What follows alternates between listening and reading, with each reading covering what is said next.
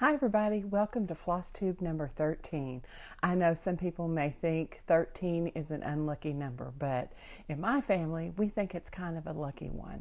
My grandfather said that 13 was his lucky number. He was born on a 13th and he got married on a 13th. So for him, he always said that's his luckiest number. So I'm going to stick with that. I'm going to count it as a lucky number. But in honor of this being Flosstube number 13, I thought I would do a spooky finish because now we're getting ready for Halloween, fall decorations, and we think of certain symbols of this time of year. We think of the leaves falling, we think of spook houses, we think of bats and ghosts and goblins and the number 13. And so let me show you my first finish today. I have 3 finishes that I'm going to show you, but let me show you my first one, and it's my spooky finish. I'm going to start out by showing you the finishing items I found at Target. I was so excited. I went to Target for something completely different, but when you walk in, you know how at Target they have all these bins. Usually they have seasonal items or other little whatnot type things, and they're all super cheap. And so every time I do have to go to Target, I have to check out the cheap bins because there's always some kind of a treasure to be found. And this week when I went and looked, this is what I found. They had this little candlestick. I hold it up where the white shows behind it. And I thought, is that not the cutest little candlestick for Halloween? It has the little bat shape. And this is actually a ceramic piece. I thought it would be plastic or a resin, but it's actually ceramic. So they had this, and in the bin next to it, they had these little orange ones. And the orange ones have a glass top. Looks like it might be plastic, but it's not. It's actually glass. So both of these pieces together cost $6. They were $3 each. And I'll show you now what I ended up doing with them. These 2 that I just showed you are going to be one of the giveaways for this week, so that's kind of exciting. I knew I wanted something with a bat because, of course, it's got the bat shape on it. So I designed this little pin keep. It has the yellow moon, the black bat, and I did the black number 31, and then just added some little purple designs around it to give it some more color.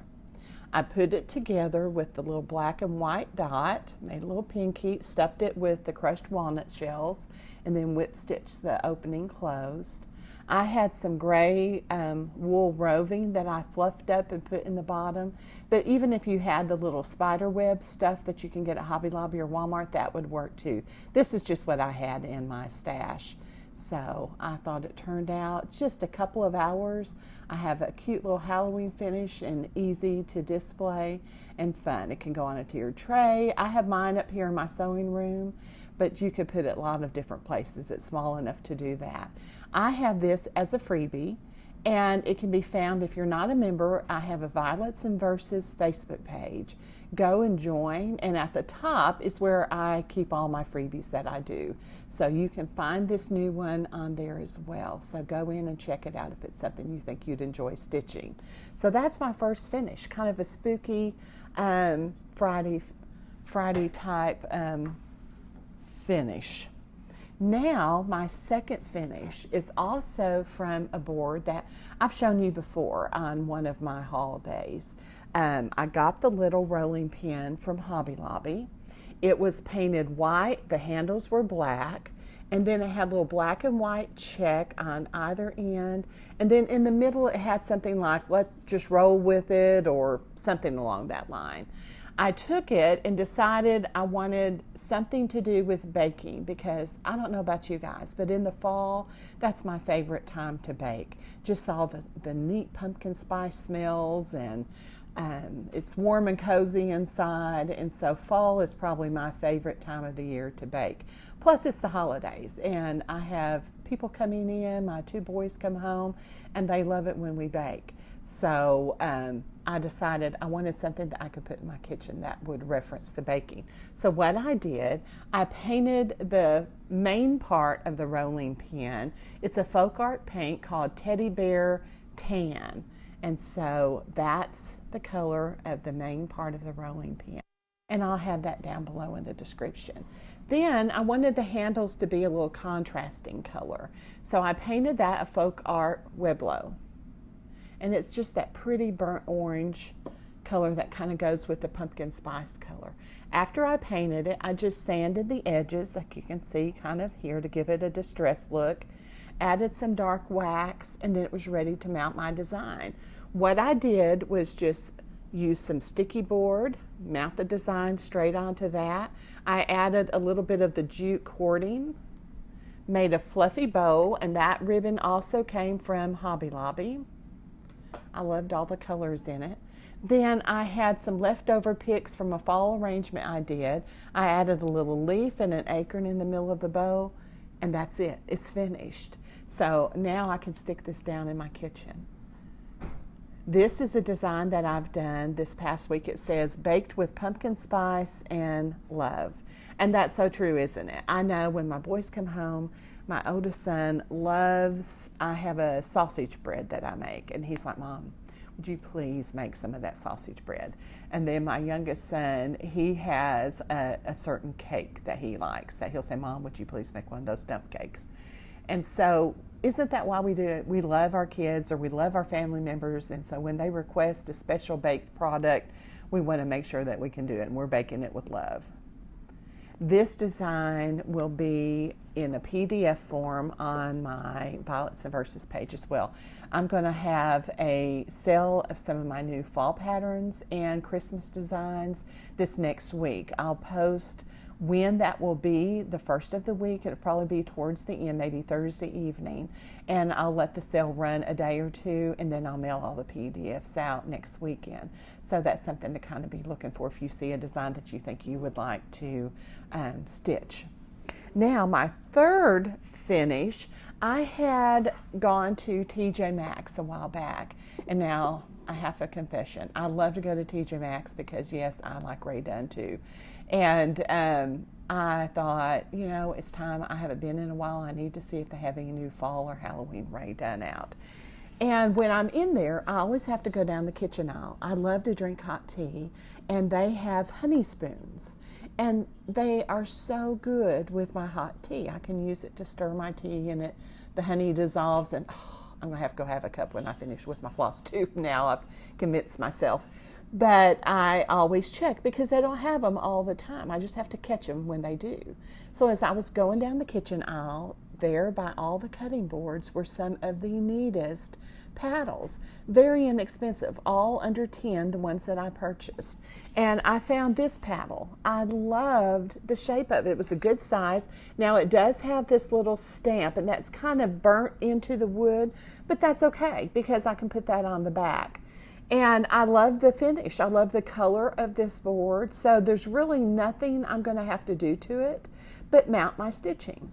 And so when I looked at it, though, to me, I saw a horn book, and I'll show you why. A horn book is going to be held like this. And I thought, how much fun would it be to reproduce or make a horn book? And so that's what I've done. I called it the Harvest Horn Book. And what I did was do a set of uppercase letters at the top. I didn't have room to do the lowercase as well. And on a true horn book, you would have probably uppercase and lowercase. I just did the uppercase letters. Then I did the numbers as well as the vowels in the middle, because those are things you would find on a true horn book.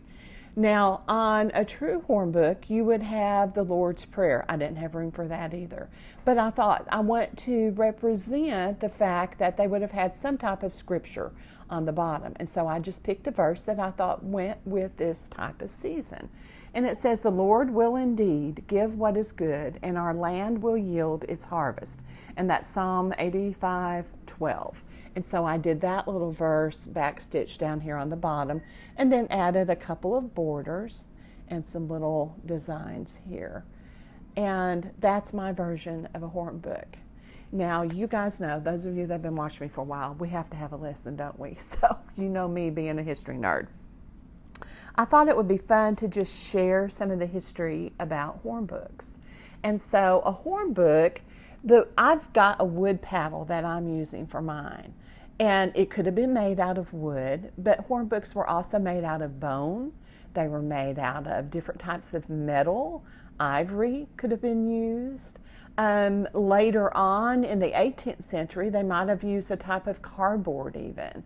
But lots of different materials that the actual horn book itself could have been made out of. Then, going over the top of it, which I don't have on mine, they would have put a very thin piece of actual animal horn. That what they would have done was taken the horn and soaked it in very cold water for several weeks. I mean, this is a very quick process. It would have taken them a while. So they would have soaked that horn until the different layers in the horn separated.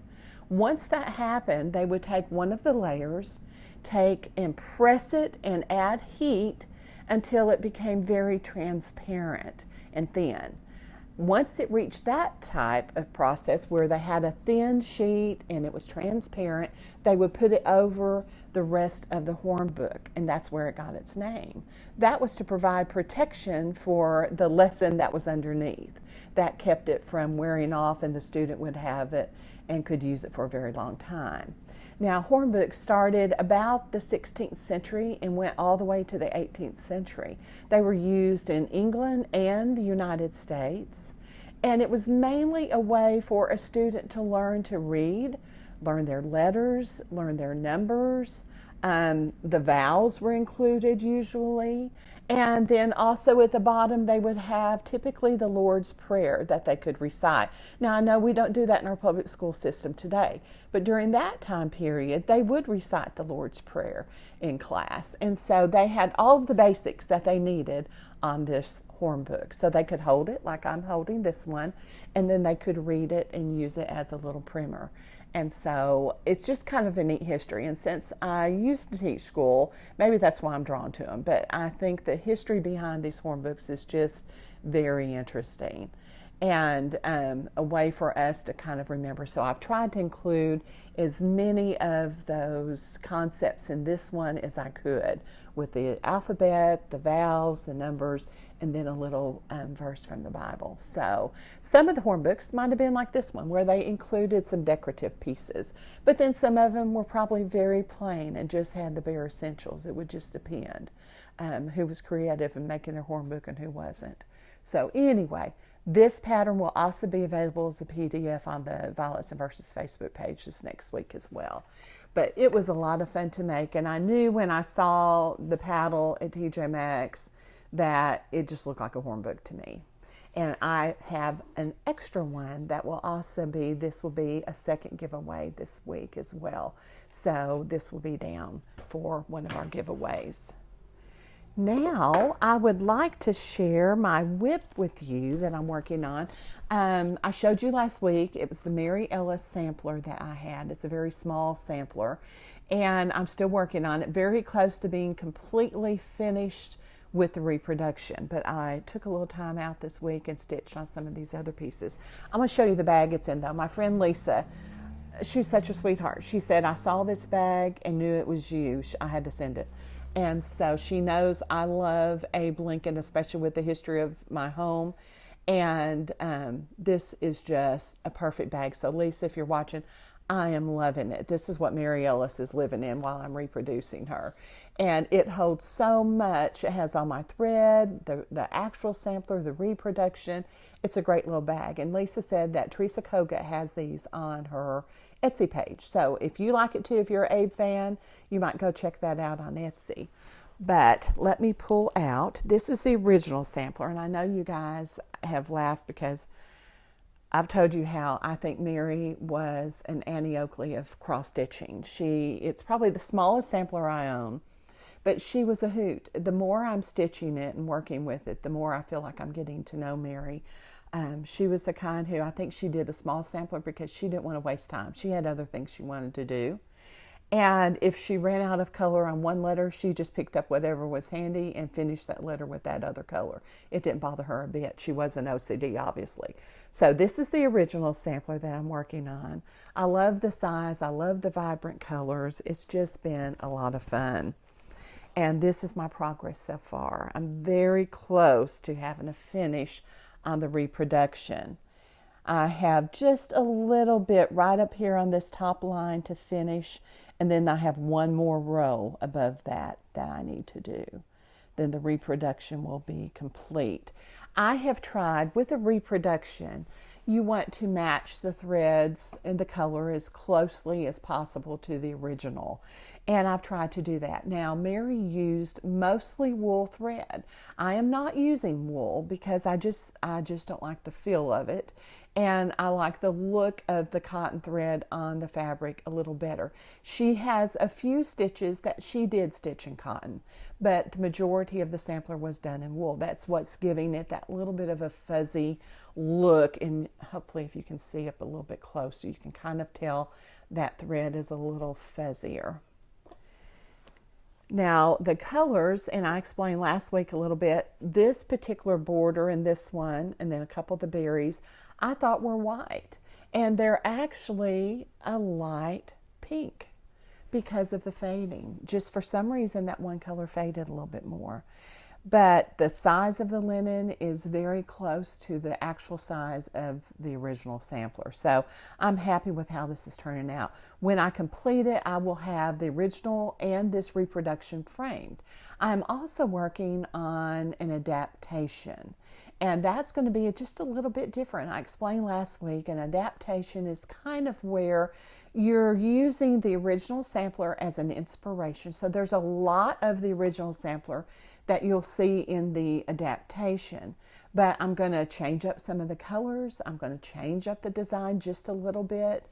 And so you'll still recognize it as a Mary Ellis sampler, but it will be just a little bit different. And I plan on finishing that one, the adaptation, as a drum. So I'm anxious to show that to you as well. So hopefully this next week I'll actually finish the reproduction and get a little bit of work done on the adaptation. I'll just have to see how the week goes. But anyway, I want to share my progress with you so far on that. And put it back in my Abe bag. I just love anything to do with Abe and George. So great little bag. Thanks again, Lisa. This has been fun to use. Now, I have some haul that I want to show you. I showed you the little piece. The freebie came from Target, and I picked up a couple other items at Target. I typically do not find a lot of finishing things when I visit Target, so this week was like unusual. I found 3 different items in the cheap bins, and they're all $3 each. So $3 was the price to beat this week, I guess. This next little item is called an organization drawer. But when I saw it, I immediately thought, I know exactly what I want to do with that. It has this little wooden drawer. You can just pull that out. And then this part in the top has an opening. And then there's a nice solid piece that I could apply some kind of stitching to. And I have a couple ideas in my head. So hopefully I'll finish it this week and show you next week. I plan on painting this, waxing it, giving it a nice finish, and then mounting my stitching right here in this area. What I'm going to use it for, this is a great spot to put scissors, your little embroidery scissors. And then this drawer, I always keep ballpoint needles are my favorite. I love the ballpoint needles. And so I always keep a few extra packages of those, and they'll fit perfect right in this little drawer. So for me, this is a great little box to put next to one of my stitching chairs. I can keep some embroidery scissors in here, and I can keep some extra needles. So that's my plan for this one. $3 at Target. You might want to make a run to Target this week. Then I have one more piece I got in the cheap bins at Target, and I think it's adorable. They had several different of these designs. The one I got is just a little cauldron. The front is painted kind of the chalkboard paint, but for me it's fine. I'll just leave it like it is because it's black, and I can mount my stitching directly on top of that. And then the sides are painted this nice Halloween orange. The back's just plain, but that's okay. Nobody's going to see that anyway. But if it bothered you, you could paint it. Or if you wanted to repaint the whole thing, you could. It's a nice big chunk of wood. I mean, that's a thick piece. And this was $3 as well. I bought the cauldron, but they also had a pumpkin, and they had a bat, and it seemed like they had one other shape. I can't remember though. But a whole bin full of these little shapes. I just loved it. So I'm not sure yet what I'm going to put here on the cauldron, but that'll be a to be continued. You just have to stay tuned next time and see what I end up coming up with. But that was another Target purchase this week. So Target was on a roll. They had lots of really good things. Then I found a piece at Hobby Lobby that I had missed at some other point, and I love it too. It's this neat little stand, so you can just set it, it's ready to display. It has a nice little wood beaded edge on the front, and then this top part, I'll end up painting it. That's a great size. There are several patterns I already have that I think will fit perfect on this little design. This was $7.99, and I'll include the information on the bottom from if you want to go to Hobby Lobby and get it, or if you don't have one nearby, you want to go online and order it, you can. But I thought this was just a great piece to use as a finishing tool. And like I said, it was $7.99, which I thought was a good price, but they put their stuff on sale so often, I'm sure it will be 40% before you know it. But another piece, and I'll show you to be continued whenever I put something on it to finish. So those were my finishing items. Then, sorry I'm making lots of racket. Guess where I've been? You guys that have been know exactly where it is. I don't even have to tell you, Stitcher's Garden. And I got tickled. I went in this week, and I went in, honestly, just to get thread. But then Linda is getting a lot of new things in from the virtual market that she went to. And so, of course, I had to look. She's like, I got so many new things, and you need to check them out. Well, she didn't have to twist my arm too hard. I looked pretty easy. And I was telling her about the pink bags and at our retreat, how there was a group of ladies that came back and they all had their pink bags, and I said, you're caught. I know exactly where you've been. And she said she had a customer last week say, do you not have any bags other than the pink ones? And Linda said, so I ended up having to get some white bags, because she said her husband has caught on to when she walks in the house with a pink bag, he knows where she's been. I said, my husband's already learned that a long time ago. He's just finally had to accept there's probably going to be at least one pink bag a week. But anyway, let me show you my haul from Stitcher's Garden. First of all, I had purchased this, not from Stitcher's Garden. I got this from an Etsy shop, and oh, my mind just went blank. ScarletSkyDesigns. They're out of Texas. I'll post the link down below in the description. Beautiful wood products, and they had this little black mason jar that I just love. And so I had some ideas for what I wanted to do with it, but then when I went in Linda's to shop at Stitcher's Garden, I found a new design that changed all that. I'm like, oh no, this has got to go on that mason jar. So let me show you the design. It's by Hands On Design. Fright This Way is the name of the pattern, and there's 3 designs, so that's kind of cool. I always like it when you get more than one. This one says, got my eyes on you. This next one says, hands just a helping. And then this one says, toads, warts and all. And so the toads, warts and all is the one that I'm going to do on the mason jar, and I'll tell you why. I live in Conway, and next to, just outside of our town, the Arkansas River runs right down past where Conway is. And there's a park that the river runs through the center of. On one side is like pavilions for picnics, playground, and just kind of a day use area. A lot of people go down there and fish. And then the other side of the river is a large camping area. And the name of the park is called Toad Suck Park. And yes, I did say that correctly. Toad Suck Park. And I mean, nobody can believe that's really the name of it, but it is. And I'll tell you where it got its name. Years ago, right now, there's a big lock and dam there that allows barges and boats to go up and down the Arkansas River. But years ago, before the lock and dam was built, there was a house of ill repute on the bank of the river. And so the gentlemen on the boats, as they would travel up and down the river with their barges and other boats, would stop there and have a drink. And the story goes that they would drink until they swelled up, or they would suck on the bottle, they said, until they swelled up like a toad. And so that name just stuck as Toad Suck Park. There's no longer a house of ill repute there. It's all very decent. But the story and the name still stays. Now, if that's not bad enough, there's Toadsuck Park over here. Then we have Conway, where I live. And then there's a little village over here. It's really not a town. It's just a stop in the road. There's like a church.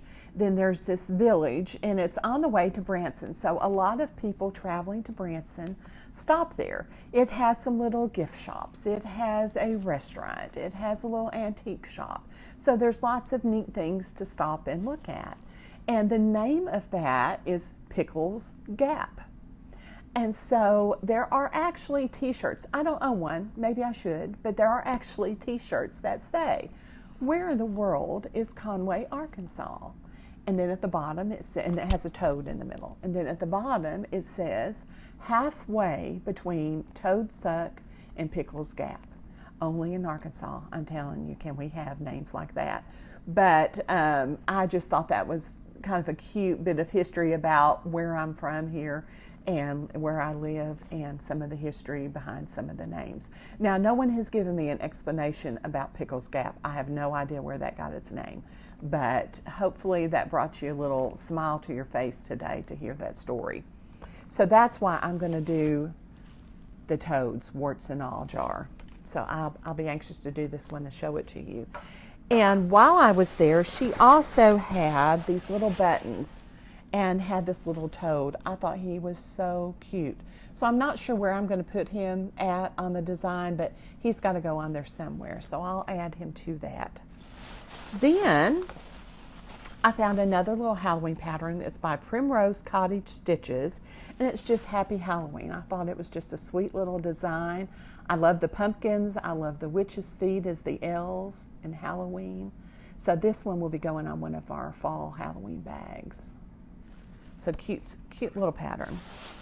Then I got another Halloween pattern. This will also be going on a bag. I had some fabric that I just needed something for, and I think this would be perfect for it. It's The Curse of the Raven, and this is by Carriage House Samplings. Ashes to Ashes, Dust to Dust, 1696.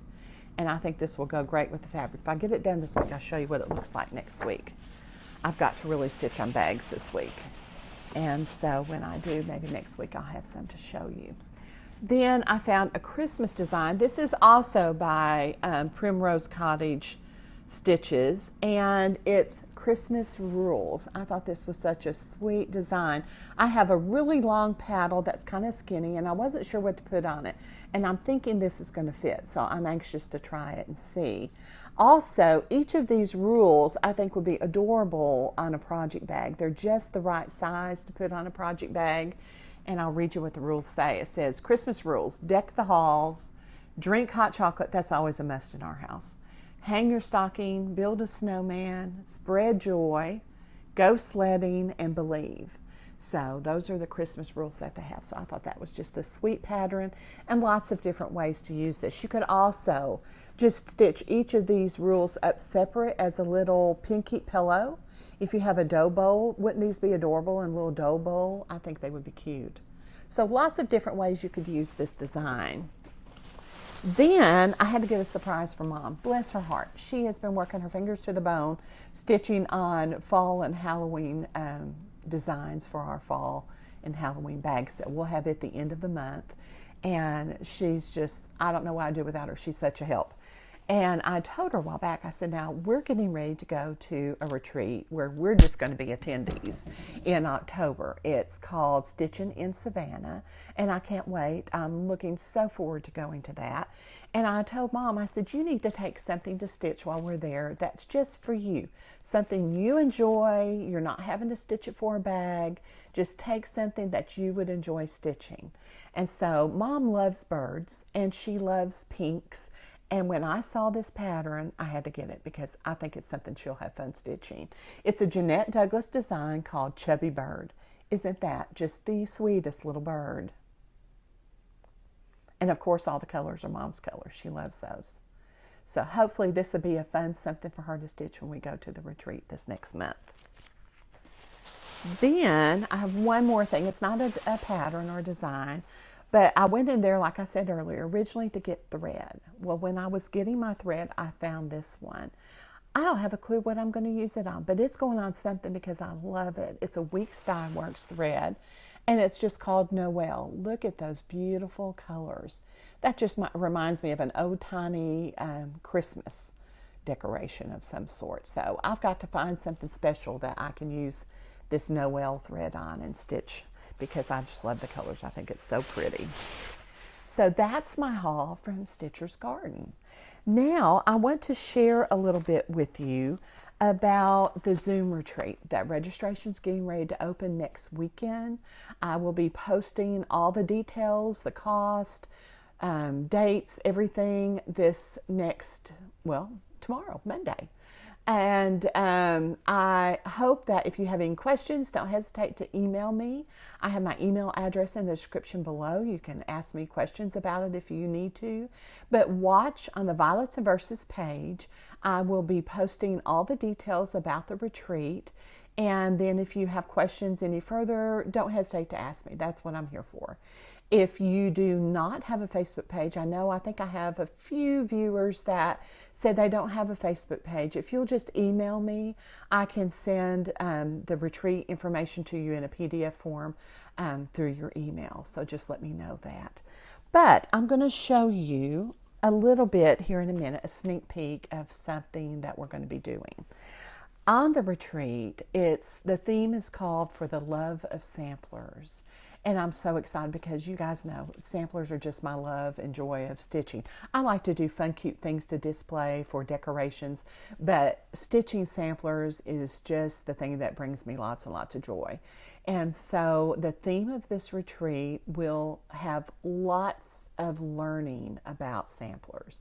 And we're going to do that through not just things that I'm going to share, but we have two guest presenters. Richard Greisick, who I purchase a lot of my antique samplers from Richard.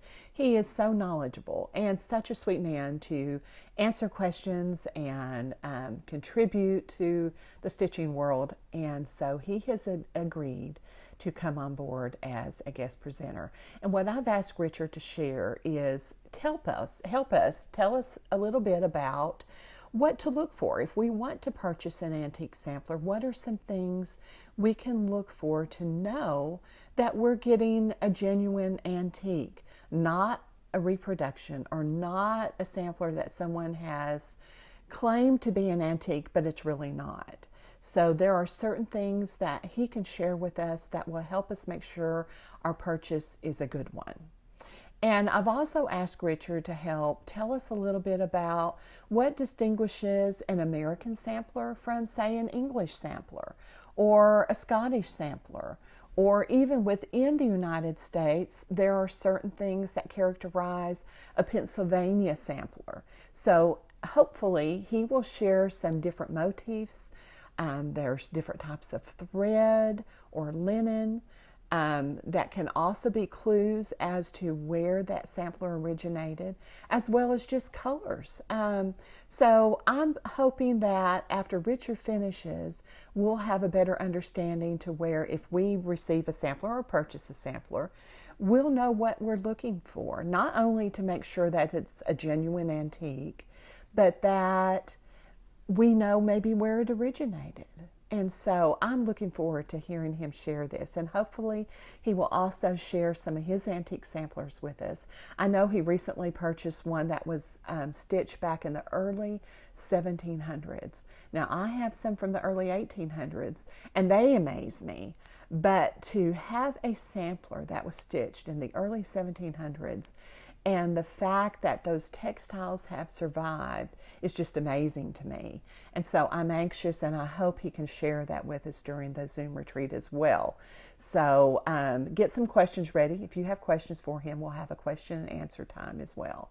Now, my second guest speaker, I'm so excited. It's Claudia Kisler, and she is just an expert on all things Bristol.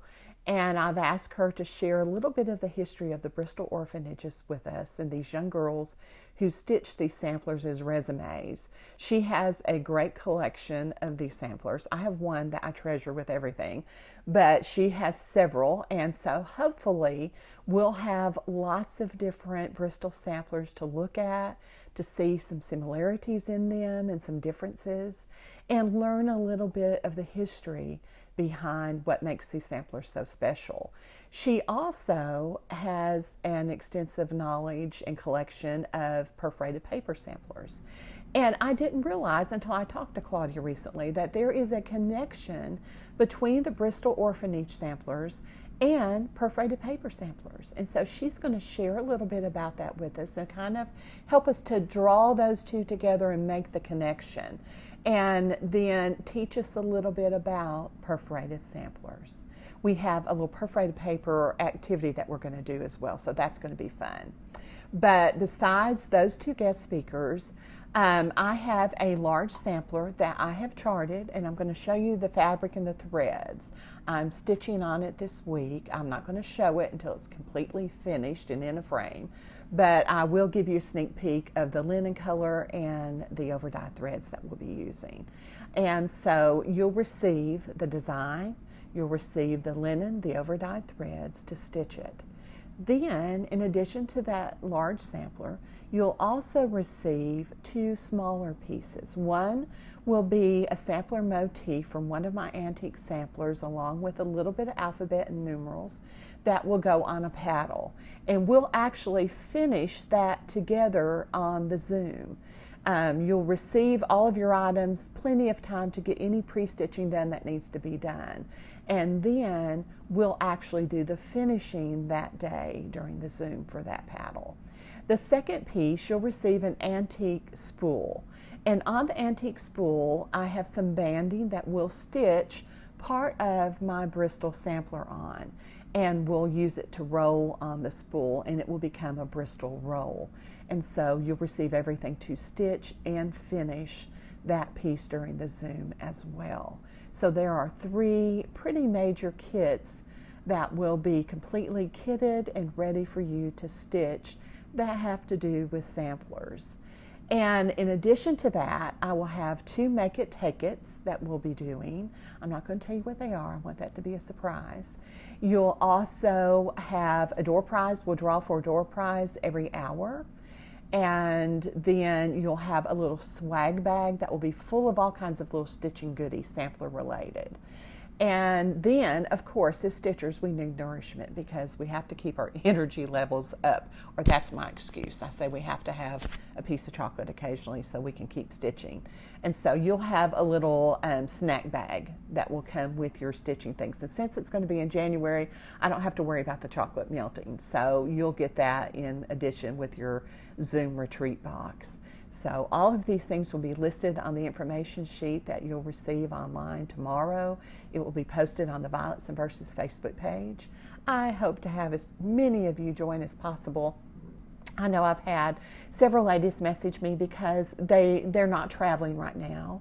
They're not getting out of the house a whole lot, and I completely understand that. And this gives us an opportunity, if we're not attending an in-person retreat, to feel like we are still getting together with fellow stitchers, having some fun, learning lots of new things to do with stitching, and just feeling a little bit normal again. So hopefully this Zoom retreat will help us all feel that way. In addition, I have one more question I do want to point out. I had a few ladies message me and say, after last week's episode, say, on the Zoom retreat, is it just going to be linen? Or if I just stitch on Ada, will that work?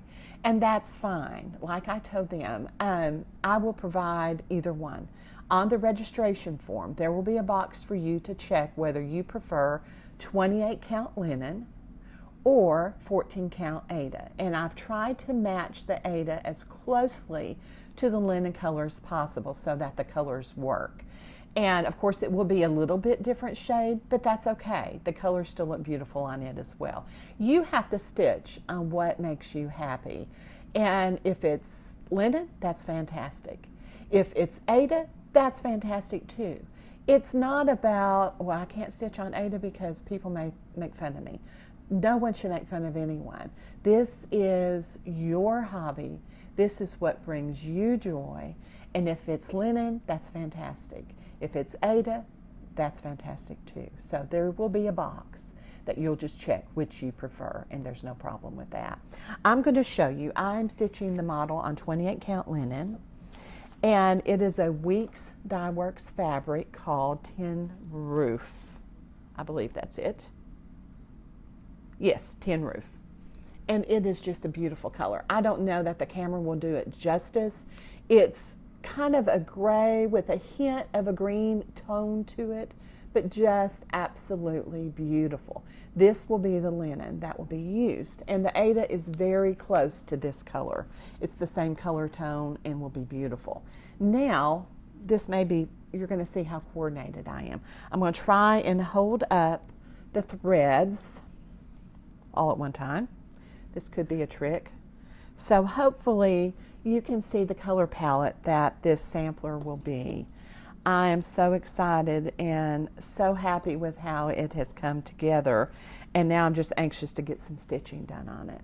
So this will be the color palette for the larger sampler. So beautiful colors, beautiful linen. It should be fun to stitch.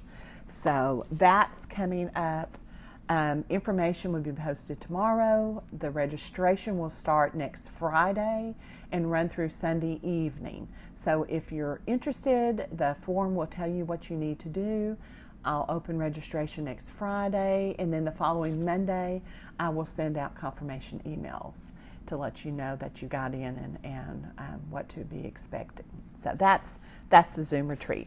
Now, before I let you guys go, let me share our winners from last week's prize, and I'll show you again the prizes for this week. Last week, my finish was the freebie from Plum Street Samplers, and I was so excited. I saw a finish someone did and posted on the Violets and Verses page. You did a beautiful job, and I was thrilled to see it. This was the paddle that I used, and it came from Michael, so if you don't win it, you can still go to Michael's and get this paddle. And the winner for that was Karen Davis Macon. So congratulations, Karen. And if you will email me or send me a message on Facebook, I will need your mailing address, and I'll be able to get your paddle out to you this next week.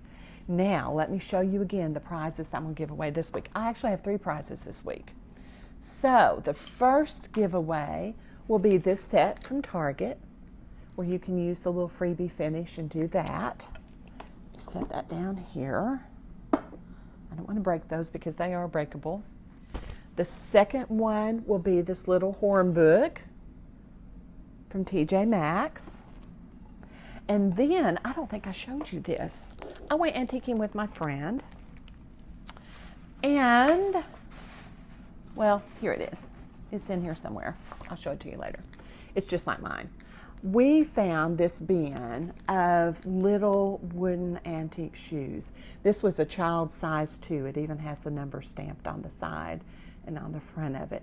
And the other shoe that I have to give away is just like this one. At the top is a little metal piece that kind of gives it nice support. And so what I am using mine for is just a little scissor holder.